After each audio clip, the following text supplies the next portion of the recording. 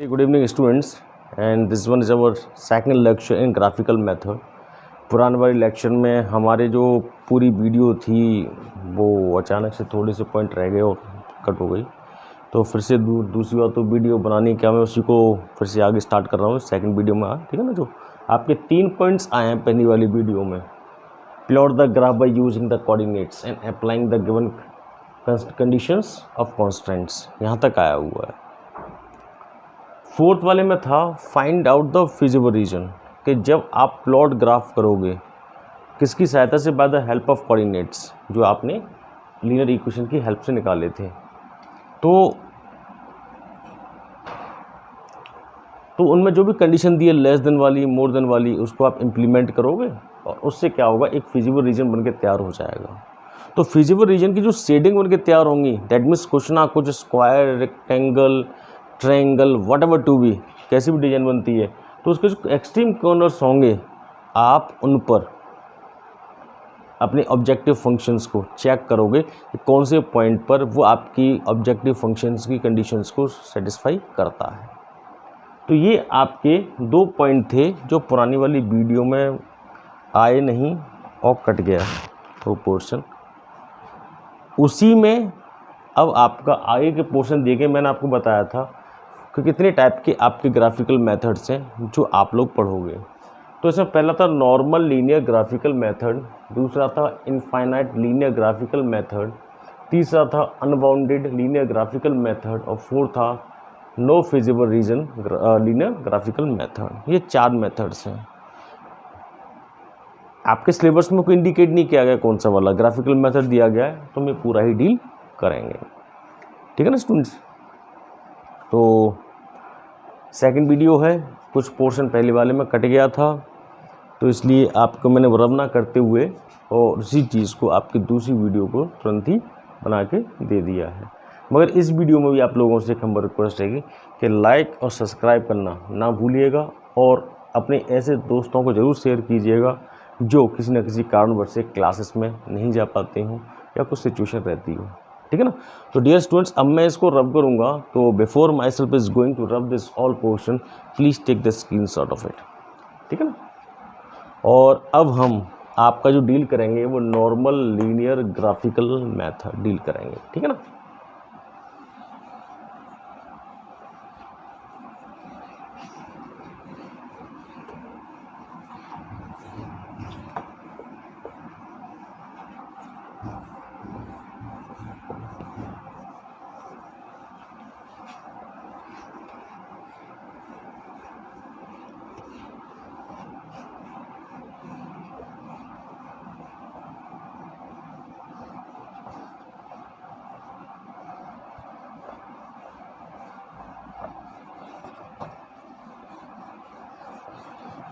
तो dear students, मैंने आपके सामने 4 तरीके लिखे ग्राफिकल मेथड को सॉल्व करने के।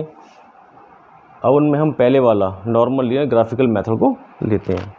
तो डियर स्टूडेंट्स, मैं एक क्वेश्चन लिखता हूँ। ठीक है ना। तो क्वेश्चन लिखिएगा, solve the LPP by graphical method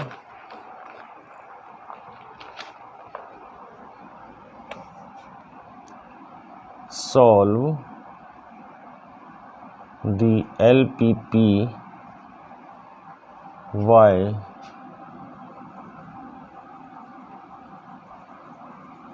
graphical method, और उसमें दिया गया है minimize Z.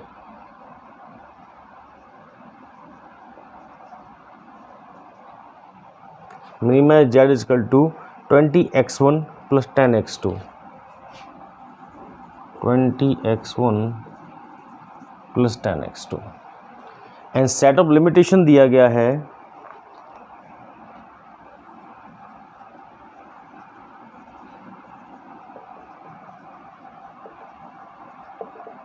Set of limitations दिए गए हैं x1 plus 2x2, x1 plus 2x2 less than equal to 40। दूसरा दिया गया है 3x1 plus x2 more than equal to 30। तीसरा दिया गया है 4x1 plus 3x2 more than equal to 60, where उन्होंने कहा है कि x1 and x2 greater than equal to 0। Dear students, ये क्वेश्चन दिया है आपको, ठीक है ना। देखिए, solve the LPP linear programming problem by the graphical method. Condition objective function दिया हुआ उन्होंने, आपके फॉर्मुलेशन ऑफ एलपीपी मैंने बताया था। तो आपका फर्स्ट स्टेप दिया है objective function minimize Z 20x1 plus 10x2। Set of limitation या सब्जेक्ट टू कॉन्स्टेंट दिया गया है x1 plus x2 less than equal to 40, 3x1 plus x2 more than greater than equal to 30, 4x1 plus 3x2 greater than equal to 60 and where x1 and x2 greater than equal to 0। Now dear students, पहली चीज़ देखिए, working rule लागू करने से पहले जो मैंने आपको बताया था, जब भी हम ग्राफिकल मेथड को पढ़ते हैं तो मैंने आपसे कहा था एक लीनियर इक्वेशन या इनइक्वेशन बन के आती है। मगर सबसे मेन बात जो ध्यान देने वाली है कि ग्राफिकल मेथड आप जब ही लागू करोगे जब एक लीनियर इक्वेशन सिर्फ दो वेरिएबल से बनकर तैयार हुई हो, एक x1 से और x2 से, एक x1 एक x2 से, एक x1 एक x2 से, इसलिए इसने कहा x1 x2 greater than equal to 0। अगर यहाँ पर दो वेरिएबल से ज़्यादा वेरिएबल हो जाते, अगर यहाँ पे x3 और आ जाता तो हम इसमें ग्राफिकल मेथड को यूज नहीं कर सकते थे। मुझे बताना ये था, ठीक है डियर स्टूडेंट्स, ये दिया गया था। अब हम आपकी ग्राफिकल मेथड पे आते हैं। The first basic information about the graphical method when we are going to use the graphical method, when you will find it out the linear equation और इनइक्वेशन दी हुई है are given to you with only 2 variables, 2 के साथ दिया जाए, 2 से अधिक के साथ ना हो। अब ये स्टेटमेंट कितने भी हो सकते हैं, कंडीशंस कितनी भी हो सकती हैं। मैंने कंडीशंस के बारे में नहीं कहा कि how many conditions are there, that means combination, ये तो सिर्फ एक कॉम्बिनेशन है जो किसी ऑर्गेनाइजेशन द्वारा यूज किया जा रहा होगा, मगर वेरिएबल सिर्फ 2 ही होंगे, ठीक है ना। देखिए, अब अकॉर्डिंग टू वर्किंग रूल मैं चलता हूँ, तो मैं यहाँ लिखता हूँ सॉल्यूशन।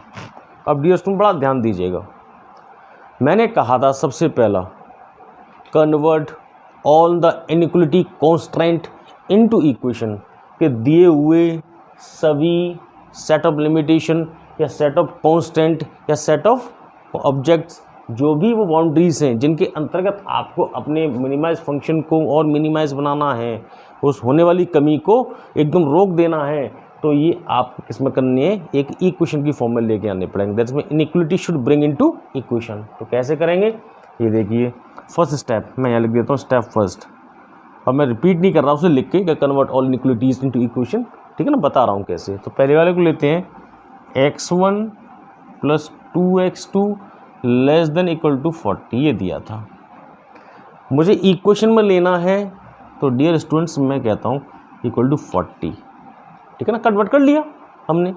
अब ये नहीं कि स्टैंडर्ड फॉर्म एलपीपी के अकॉर्डिंग इसमें सेलेक्ट वेरिएबल लगाएंगे, ये मोर देन और सरप्लस वेरिएबल लगाएंगे, नहीं, हम ये कह रहे हैं कि हमारे पास जो भी आपकी कंडीशन दी जाएगी हम उसे इक्वेशन में कन्वर्ट कर लेंगे, ठीक है ना।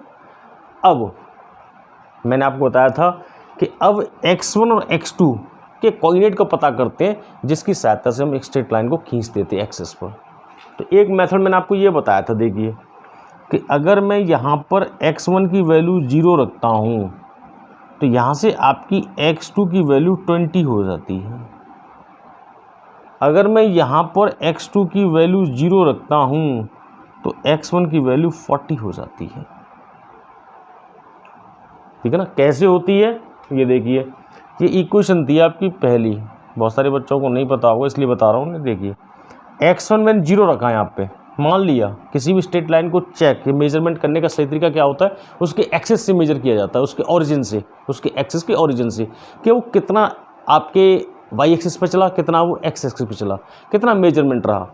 तो एक्सिस हमने मान लिया कि मेजरमेंट एक्स से एक्स एक्सिस पर कितना चला, मेजरमेंट वाई एक्सिस से कितना चला, हम मेजरमेंट निकाल लेते हैं।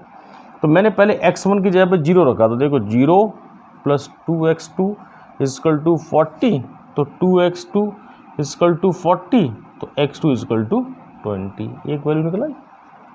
तो देखो x1 की वैल्यू 0 है, x2 की वैल्यू 20 है। फिर से अब मैं यहाँ पे x2 को 0 रखता हूँ, तो x1 प्लस 2 x2 की वैल्यू मैंने 0 रखी, तो अब यहाँ पे क्या होगा 0 इजकल टू 40, तो x1 इजकल टू 40, तो x1 एक 40 आ गया और x2 आपका 0 आ गया। यहाँ पर x1 आपका 0 था, ये मैंने निकाले थे। ये तो वो तरीके थे जो हम छोटी क्लासेस में यूज़ करते चले आ रहे हैं अपने कोऑर्डिनेट्स को निकालने के लिए, ठीक है ना बच्चों। दूसरा तरीका देखिए इसमें, दूसरा क्या है, चाहे आप ऐसे करिएगा चाहे दूसरा और बता रहा हूँ उससे करिएगा, ठीक है ना, जो आपको बेटर लगे उससे आप यूज़ करिएगा, वो आपके ऊपर डिपेंड करेगा। मैं यहाँ लिख देता हूँ, उसके एक्सेस आपने निकाले हैं, एक 0,20 और दूसरा निकाला है आपने 40,0, ठीक है ना। ये वाले हैं, इनको मिटा देता हूँ, ये निकाले थे आपने साहब। दूसरा ये है कि जो आपकी राइट हैंड साइड में दिया गया 40, क्योंकि स्ट्रेट लाइन की इक्वेशन क्या होती है, x plus Y equal to 1, तो आपने क्या किया यहाँ पर कोऑर्डिनेट से चेक कर लिया, या x upon A plus Y upon B equal to 1, वो भी तो स्ट्रेट लाइन की इक्वेशन है। तो मैं क्या करता हूँ उसे स्ट्रेट लाइन की इक्वेशन में, क्योंकि हम एक्सेस को कोऑर्डिनेट्स को मिलाकर क्या खींचते हैं, एक स्ट्रेट लाइन खींचते हैं, तो हम उसे स्ट्रेट लाइन की फॉर्म में ले आते हैं। लीनियर इक्वेशन क्या है, एक रेखीय समीकरण है, एक स्ट्रेट लाइन है, तो उसको इसी फॉर्म में ले आए। तो मैं क्या करता हूँ यहाँ पर 1 ले आऊँ, x upon A plus Y upon B equal to 1, तो 1 के लिए 40 का डिवाइड लगा देता हूँ। तो मैं क्या करता हूँ x1 y 40 plus 2x2 y 40 equal to 1, या मैं कहूँ 40 y 40, ठीक है ना। यहाँ से आपका क्या हुआ कि x1 y 40 plus x2 y 20 equal to 1, ठीक है ना। ये आप चीज़ निकल के आ गई आपकी, ये बन के तैयार हो गया। यहाँ से आपके कोऑर्डिनेट मालूम पड़ गए कि x1 40 है और x2 आपका 20 है। यहाँ से देख लो x1 आपका 40 है, x2 आपका 20 है, ठीक है ना। ऐसे कर लीजिएगा। ऐसे मैं दूसरी वाली इक्वेशन को कर लेता हूँ, ठीक है ना। तो ये आपकी फर्स्ट इक्वेशन थी और इसे मैं मिटाता हूँ अभी। दूसरी वाली को देखिएगा, ये दिया गया था आपका 3x1 plus x2 equal to 30, तो मैं यहाँ कर लेता हूँ x1y 10 plus x2y 30 equal to 1। अब मैं थर्ड इक्वेशन ले लेता हूँ, ये था आपका 4x1y 60 plus 3x2y 60 equal to 1।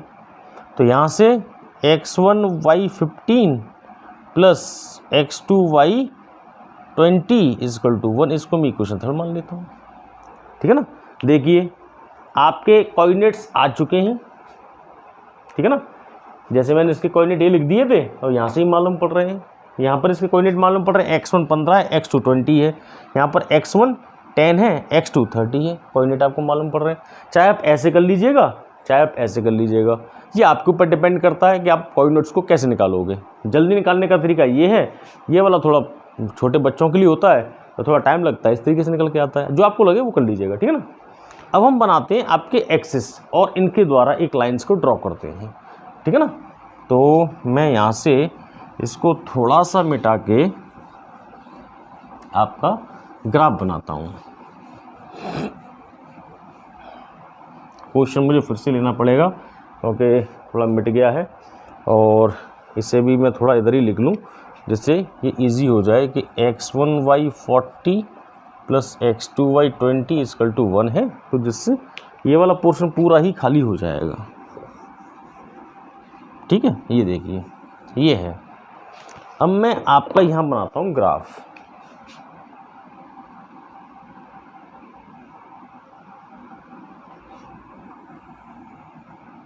तो x1 x2 दो ही यूज़ हुए, तो इसको मैं मानता हूँ x1 और इसे मैं मान लेता हूँ x2, ठीक है ना। x1 x2 मान लिए, और ये है आपका ओरिजिन, तो इसके मैं कोऑर्डिनेट मान लेता हूँ 0,0, ठीक है ना, ओरिजिन है। और इसमें मैक्सिमम वैल्यू दी गई है आपकी 20, 30, 40 तक है। तो मैं मान लेता हूँ कि 1 इंच इक्वल टू 10 ब्लॉक्स, तो ये हुआ आपका 10, ये हुआ आपका 20, ये हुआ आपका 30, ये हुआ आपका 40 और ये हुआ आपका 50। ये हुआ आपका 10, ये हुआ आपका 20, ये हुआ आपका 30, ये हुआ आपका 40 और ये हुआ आपका 50। ये x2 है, ठीक है ना। ऐसे इधर होता है आपका माइनस में, -10, -20, -30, -40, ऐसे -10, -20, -30, -40, ठीक है ना। ये x2 है तो x2 डैश, ये x1 है तो x1 डैश, ठीक है ना। ये मैंने बना लिया। अब देखिएगा, पहली वाली लाइन कहती है कि x1 पर वो चला है 40, तो x1 किधर, इधर, तो यहाँ से चला होगा, तो कहाँ पर आ गया कि साहब यहाँ से चलना स्टार्ट किया, 10 पहुँचा, 20 पहुँचा, 30 पहुँचा, ये आ गया साहब 40 पे। और x2 पर चला है वो 20, तो 0 से चला, 10 पे पहुँचा, 20 पे पहुँचा, ये रहा। अब इन दोनों लाइन्स को मिला देता हूँ मैं, इन दोनों पॉइंट्स को मैं एक स्ट्रेट लाइन से मिला देता हूँ, ठीक है बच्चों। ये मैंने मिला दी और ये थी आपकी लाइन 1, ठीक है ना। लाइन 1 क्या थी वो एक बार मैं लिख दूं जरा, x1 + 2x2 ≤ 40, तो ये थी आपकी x1 + 2x2 ≤ 40, ये आपकी लाइन थी। दूसरी लाइन देखिएगा क्या दी गई है। दूसरी लाइन है आपकी x1 पर चला है वो 10, ठीक है ना। इसके कोऑर्डिनेट क्या दिए गए, 10 और 30, ठीक है ना। तो मैं x पर चला 10 तो ये आ गया साहब, x2 पर चला मैं 30 तो ये आ गया 10, ये 20, ये 30, तो ये तो मेरा 10 है, ये मेरा 30 है। तो मैं आपके, अरे थोड़ी जिगजैग हो गई है, आप स्क्रीन से बनाना, ठीक है ना। ये थोड़ी सी मेरी बहुत ज़्यादा, थोड़ी क्या कहूँगी, तो बहुत ज़्यादा टेढ़ी मेढ़ी हो गई।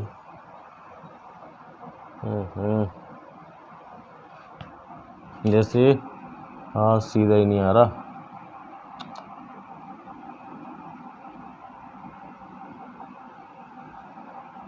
ठीक है। उधर यार तुमने जगह छोड़ी नहीं है जरा भी, वहाँ से यूज़ किया जाए, ठीक है ना। ये हो गया आपका। तो ये थी आपकी लाइन 2 में, थोड़ा लेंदी कर लेता हूँ लाइन 2। और ये सेकंड लाइन थी आपकी 3x1 + x2 3x1 + x2 more than equal to 60, ये था शायद, मोर देन इक्वल टू 30 है साहब, ठीक है ना। 3x1 + x2 > 30, हाँ जी। अब देखिए थर्ड लाइन में क्या कोऑर्डिनेट्स हैं आपके, x1 पर चला है 15, तो 15 कहाँ होगा, ये 10 है तो 20 के बीच में यहाँ होगा 15, इसको मान लेता हूँ 15। तो इस पर चला 15 तो सब वहाँ तक आ गया। x2 पर चला 20 तो 20 ये आ गया। अब यहाँ से मैं आपका इसे मिला देता हूँ,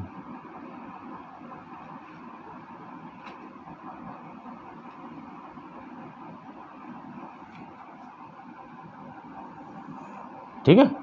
ये मैंने मिला दिया। तो ये लाइन है आपकी थर्ड और इसके कोऑर्डिनेट्स हैं आपके, ये इक्वेशन थी 4x1 + 3x2, ये थी आपकी 4x1 + 3x2 > 60, शायद 60 दिया है, 80 दिया है, 60, ठीक है। ये थी आपकी, जैसा दिया था वैसा हमने बना दिया। अब देखिए मैंने क्या कहा था, पहले इक्वेशन बनानी है, फिर इसके कोऑर्डिनेट्स निकालनी है, 10, 30, 15, 20, 40, 20 कोऑर्डिनेट्स निकालनी है। कोऑर्डिनेट्स निकालने के बाद आपको ग्राफ बनाना है और ग्राफ को बनाने के बाद apply the given conditions in constant. Constant में क्या दिया गया था, पहले में लेस देन है, दूसरे में मोर देन है, तीसरे में मोर देन है। उन कंडीशंस को अप्लाई करिए, उससे क्या होगा, find it out the feasible solution, किससे, to check the given situations, जो दिया गया है उन कंडीशंस को वेरीफाई करते हुए। तो देखिए साहब, पहली कंडीशन दी है, पहली लाइन क्या थी आपकी कि x1 + 2x2 ≤ 40। अच्छा एक चीज़ बताइए, ये लाइन है आपकी फर्स्ट, हाँ ये वाली लाइन है आपकी फर्स्ट, ये जा रही है जो, ठीक है ना। ये वाली लाइन थी आपकी, यहाँ से स्टार्ट हुई है और यहाँ तक ये आपकी लाइन थी। मैं इसको नामकरण कर लेता हूँ, जहाँ जहाँ से निकली है, ए है, ये बी है, ये सी है, ये डी है, ये ई है, ये एफ है, ठीक है ना, और ये जी है। मैं नामकरण कर लिया, अब तो सही ना। क्या है साहब, लाइन A1 कौन सी है, क्या साहब लाइन वो है जो आपके ई और सी से जा रही है, ठीक है साहब। अच्छा, इसमें दिया है कंडीशन कौन सी कि ये दोनों ही लेस देन 40 हैं। इसको चेक करने का सबसे बढ़िया तरीका क्या है कि देख लो कि वास्तविकता में ये दिया गया स्टेटमेंट सही है गलत है। तो कहाँ से चेक करते हैं? उसके ओरिजिन से, सब कितना दूरी चलाता है वो सही है गलत थी।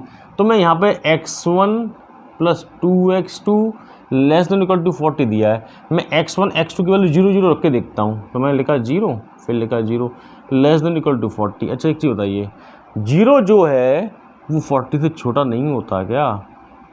ये 0 जो है, ठीक है ना, लेस देन इक्वल टू भी लगा हुआ है, मैं इक्वल टू उठा देता हूँ, क्या 0 जो है वो 40 से छोटा नहीं होता? हाँ साहब होता है। इक्वल टू को है मैं भी बताऊँगा, ठीक है ना। तो ये बात सही है, ये ट्रू स्टेटमेंट है कि 0 इज़ ऑलवेज लेस देन 40। या याद कर सकते हैं तो याद कर लीजिए कि जब भी आपको ये साइन या symbol less than equal to का होगा तो उसका झुकाव ओरिजिन की तरफ होगा। या ये कहिए जो भी कम होता है, जो भी कम होता है वो अपने ओरिजिन, अपनी मम्मी की तरफ आता है, गोद में बैठने के लिए रोज आता है, नज़दीक आ जाता है, ठीक है ना। जो भी ज़्यादा होता है वो बाहर भागता है, दैट मीन्स वो आगे मम्मी के पास नहीं आता। जो बड़ा होता है उसे मालूम है कि मार पड़ जाएगी, साहब गलती की है हमने, तो वो नज़दीक नहीं आता। जो छोटा है या कम है वो ही यहाँ पर ओरिजिन के पास आता है। तो ओरिजिन की मम्मी कौन है? ओरिजिन है, ठीक है ना। तो इसको सिंबल कैसे देंगे? तो देखिए ये मैंने आपको बताया था सिर्फ, तो इसको मैं मिटा देता हूँ। यह मालूम पड़ गया कि हाँ ये ट्रू स्टेटमेंट है, तो दैट मीन्स कहाँ आएगा? ओरिजिन की तरफ। तो मैं ऐसे एरो लगा लूँ,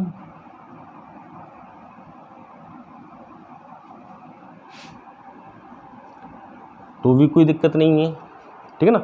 शेडिंग करना चाहूँ तो मैं शेडिंग कर दूँ, ठीक है ना। तो देखो शेडिंग कर दूँ तो ज़्यादा बेटर रहेगा आपके लिए। ये आपकी फर्स्ट लाइन थी, तो यहाँ से नहीं, मैं यहाँ से लेता हूँ जो उसकी एक्सिस है,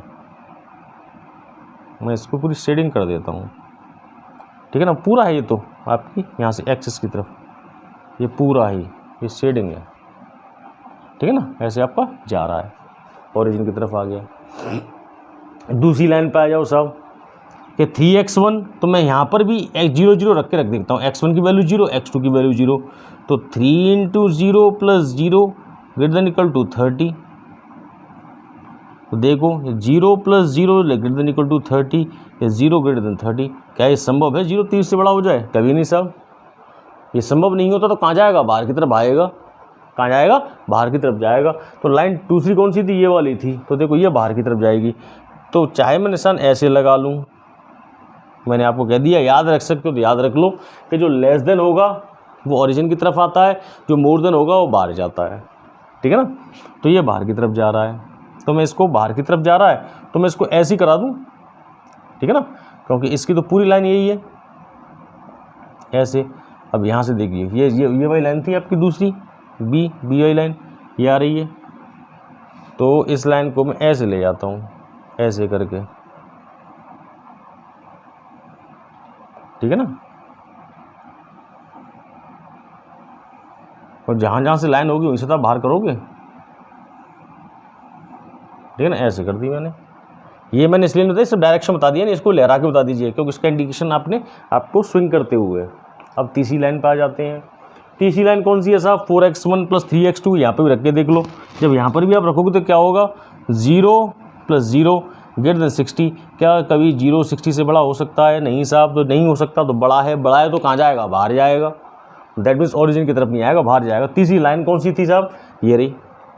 तो तीसरी लाइन कहाँ से है कि ई और आपके ई और बी से जा रही है। तो साहब ये लो, ये बाहर की तरफ जा रही है, तो इसको भी निशान बना देता हूँ ऐसे ही, ठीक है ना। अब इसके ऊपर मैं निशान ऐसे बनाऊंगा, ये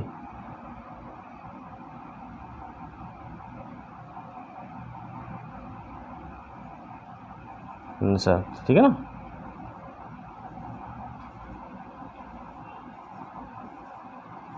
मैंने ऐसे निशान बना दिया इसके, जिससे पता चल जाए, ठीक है। अच्छा अब एक चीज़ देखिए, ये तो पूरा है, मैंने यहाँ तक बताया था, इसको पूरा कवर कर लो, ठीक है ना, ये रहा। अच्छा अब एक चीज़ देखिए, आपकी बड़ी सोचने वाली बात होगी यहाँ से। एक्चुअली मैंने डायरेक्शन बना तो दिया ये, अब मैं अगर इस पूरे को मिटाऊं, ठीक है ना, तो आप ये देखेंगे अगर मैं इसको थोड़ा सा रब कर दूं तो देखिएगा बड़ी अच्छी डिजाइन बन के आई है, ठीक है ना। और बाहर के पोर्शन में भी कुछ नहीं रखा है इसमें, इसे भी मिटा दूं, देखिए। अब फिजिबल रीजन जो शेडिंग बनती है, जो तीनों के कॉम्बिनेशन से शेडिंग बनी हो, देखो साहब ए लाइन तो ये थी और ऐसे आपने ऐसे काटा था तो ए ही आई पाई यहाँ तक, तो दैट मीन्स ये तो फिजिबल रीजन नहीं हुआ क्योंकि तीनों का कॉम्बिनेशन नहीं है, तीनों रेखा तीनों लाइन जो जा रही हैं वो एक साथ मिक्सअप नहीं हुई, तीनों के कॉम्बिनेशन से जो कंडीशन दी गई थी, जो सेटअप लिमिटेशन दिया गया था वो यहाँ पे लागू नहीं हुआ, सिर्फ ए ही आ पाया, बी तो आया नहीं है, सी तो आया नहीं है, दैट मीन्स ना तो सेकंड लाइन आई ना third line I, that means इससे कोई मतलब नहीं है। जो बी वाली लाइन थी उससे अगर देखें तो बाहर की तरफ जा रहा है, जो 3 वाली लाइन थी वो भी बाहर की तरफ जा रही है, तो इसे देखूं तो कहाँ से जा रही है साहब, तो आप कहते हो यहाँ से मिलना स्टार्ट हुआ कि नहीं, यहाँ तो सेकंड लाइन रह गई, यहाँ तो कौन सी है, ये सेकंड लाइन है, सिर्फ यहाँ तक देखो, ये वाली जो क्या है ये सेकंड लाइन है, यहाँ तक क्या था, यहाँ तक ये फर्स्ट लाइन थी, यहाँ तक क्या थी, फर्स्ट लाइन थी ये, मगर तीनों लाइन का कॉम्बिनेशन कहाँ पे आ रहा है, तो आप कहते हो तीनों लाइन का कॉम्बिनेशन आपका देखो ये है, ये आपकी तीनों लाइंस का कॉम्बिनेशन फंस रहा है, ये है आपकी शेडिंग एरिया, ठीक है ना। इसको मैं और डार्क कर देता हूँ, जहाँ पे तीनों लाइंस मिल रही हैं,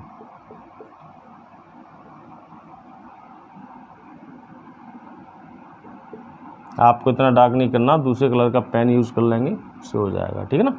ये आपका शेडिंग एरिया निकल के आ गया।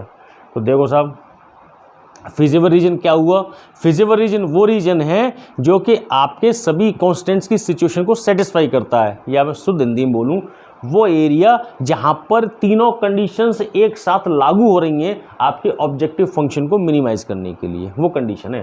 तो आपने यहाँ पर लागू की, तो देखिए सी पॉइंट आपके पास था, बी पॉइंट आपने माना था, और क्या था ए बी सी, ठीक है ना। और ये जो पॉइंट था ये वाला, ये जो पॉइंट है क्योंकि ये लाइन से जा रहा है, ये पॉइंट शायद आपका डी रहा होगा, और ये वाला पॉइंट ये आपका A B C D E F, A B C D फिर ई एफ। तो देखो बच्चों यहाँ पर इसका बाइसेक्शन हो रहा है, इसको माना मैंने जी, ठीक है। ये हैं आपके पॉइंट्स जो बनके तैयार हो रहे हैं। तो आपकी एक तो ये लाइन है, एक पॉइंट है जो कि आपके फिजिबल रीजन में आ रहा है, एक पॉइंट आपका सी आ रहा है, एक पॉइंट आपका डी आ रहा है, और एक पॉइंट आपका जी आ रहा है। ये 4 पॉइंट आ रहे हैं जो आपके फिजिबल रीजन के अंतर्गत आएंगे, ठीक है। अब ये चेक करना है to test the situation of maximization और मिनिमाइजेशन, कहाँ पर, ओवर दिस कॉर्नर्स। ये कॉर्नर्स हैं जो आपने फाइंड आउट किए, क्या ये कॉर्नर्स हैं फिजिबल रीजन के, इन पर आप अपने ऑब्जेक्टिव फंक्शन को चेक करोगे। तो देखिए नाउ फिजिबल रीजन कौन सा है, मैं लिख देता हूँ पहले तो, नाउ फिजिबल रीजन, या मैं कहूँ वो कॉर्नर्स जो फिजिबल रीजन बना रहे हैं वो कौन कौन से बच्चों, तो आप कहोगे एक तो है बी, एक है सी, एक है डी, एक है जी, ठीक है ना। ये बना रहे हैं आपके, ठीक है ना। ये आपका फिजिबल रीजन के तैयार हो गया। तो मैं कोऑर्डिनेट्स निकाल लेता हूँ इनके, तो मैं बच्चों इधर का थोड़ा सा मिटाऊंगा उन कोऑर्डिनेट्स को निकालने के लिए, ठीक है ना। अब मैं इधर का थोड़ा मिटा रहा हूँ।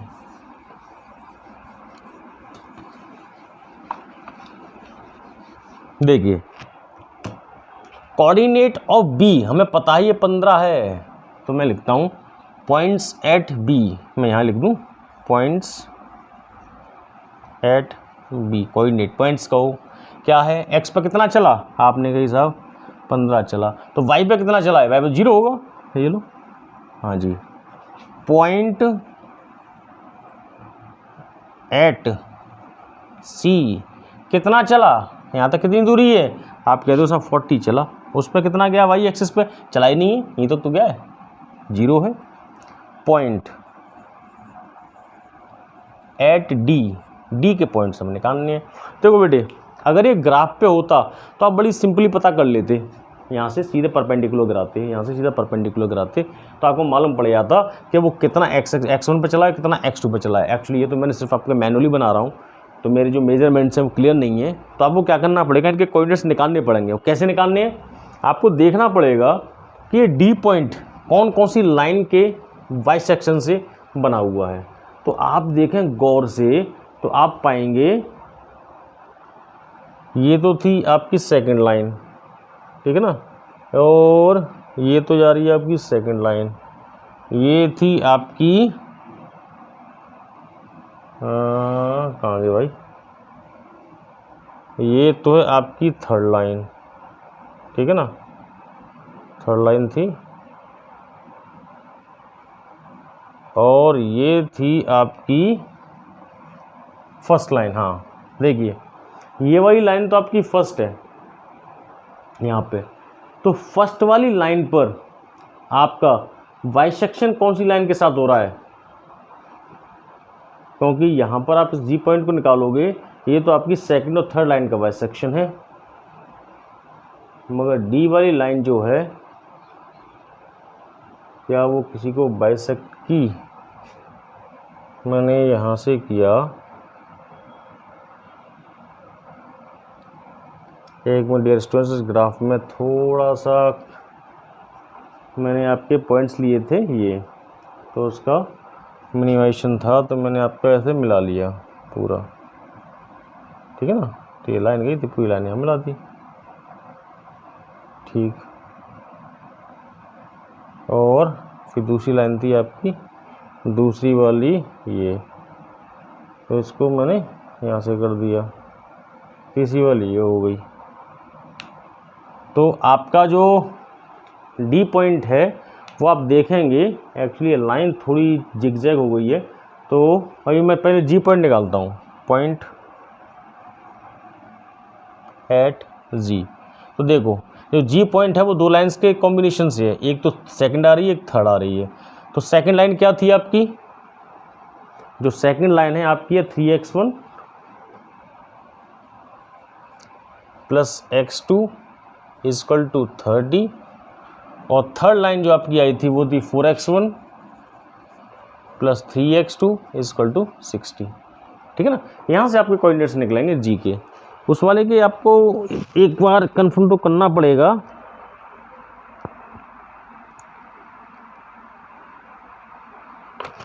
पहली दूसरी का यहाँ से, और ये हमने, हाँ वही तुम कह रहा कि लाइन का डी का जो वाई सेक्शन है बेटे यहाँ पर आ रहा है डी पर, यार ये देखो देखो ये लिखा भी है, बड़ा कंफ्यूजिंग कर दिया यार, ये था ये वाला पॉइंट है डी, ठीक है ना, ये अभी निकलेगा, ये कह रहा कहाँ पे इसका पॉइंट कहाँ चला गया या कहाँ पर डॉट लग गया। आप अलग अलग पेन की शेडिंग अलग अलग यूज़ करना जिससे मालूम पड़े, ठीक है ना। तो देखो ये तो दूसरे और तीसरे का, ये वाला पॉइंट तो हमें मालूम पड़ रहा है जी पॉइंट से बना है कि आपकी दूसरी और तीसरी से, और आपका डी पॉइंट किससे बना है आप देखेंगे पहली लाइन और दूसरी लाइन से। तो पहले जी पॉइंट निकाल लेते हैं, तो इनको सॉल्व कर लें हम। तो देखिए हम क्या करते हैं, इस वाले में 3 का मल्टीप्लिकेशन कर लेते हैं, तो ये क्या हो जाएगा 3 3 या 9, और ये क्या हो जाएगा 3x2, और ये क्या हो जाएगा आपका 90। मैं माइनस कर लेता हूँ, ये माइनस ये माइनस ये माइनस, तो ये आपका 5x1 ये 0 हो गया, और ये आपका हो गया 30। तो x1 की वैल्यू आती है 5 6 30 x1। अब मैं इसको रख देता हूँ उस वाले में फर्स्ट इक्वेशन में, तो देखो क्या आता है 3x1 था, 3x1 की वैल्यू 6 है प्लस x2 इक्वल टू 30। तो यहाँ से x2 की वैल्यू क्या आएगी आपकी 36, तो ये आपका होगा 30 माइनस 18, तो x2 की वैल्यू निकल के आएगी आपकी 12। तो ठीक है ना, जी के कोऑर्डिनेट निकल रहे हैं आपके 6 और 12, ये देखो ये निकाल लिया आपने, एक 6 निकाला एक 12 निकाला है, ठीक है ना। अब इसको फिर मिटाना पड़ेगा, बोर्ड आज लग रहा है कि वास्तविकता में बहुत छोटा बोर्ड हो गया। अब लेते हैं आपका डी पॉइंट। तो डी पॉइंट किसके कॉम्बिनेशन से है, देखो बेटा ये जा रही है पहली लाइन और ये आ रही है आपकी दूसरी लाइन, पहली दूसरे कॉम्बिनेशन से। तो पहली लाइन क्या दी गई थी आपकी x1 plus 2x2 equal to 40, और दूसरी लाइन क्या दी गई है आपको 3x1 plus x2 is equal to 30। That means जिन जिन लाइन का बाइसेक्शन होता है उन दोनों लाइन